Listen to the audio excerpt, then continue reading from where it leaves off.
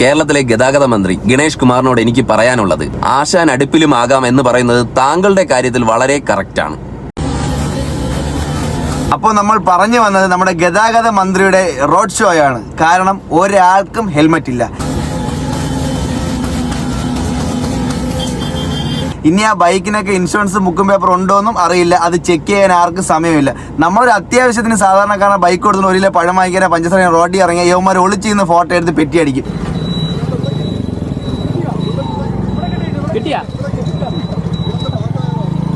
ഹൈക്കോടതി ഉത്തരവാണ് ഫോണിൽ ഫോട്ടോ എടുത്ത് പെറ്റി അടിക്കുന്നത്. പക്ഷേ ഏമാമാർക്ക് അതൊരു വിഷയമേ അല്ല.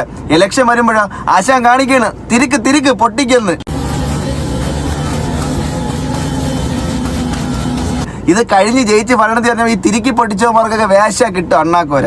പക്ഷേ ഈ വലിയ ഒച്ചത്തിലുണ്ടാക്കുന്ന വണ്ടി ബൈക്കിന്റെ സൗണ്ടൊക്കെ അതൊന്നും ജനം കോടതി അനുവദിക്കത്തില്ല.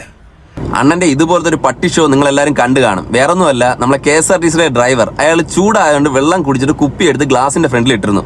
അത് കണ്ടപ്പോൾ നമ്മളെ അണ്ണൻ ഇറങ്ങി വന്ന് വണ്ടി തടഞ്ഞു നിർത്തി ഭയങ്കര ഷോ ആയിരുന്നു.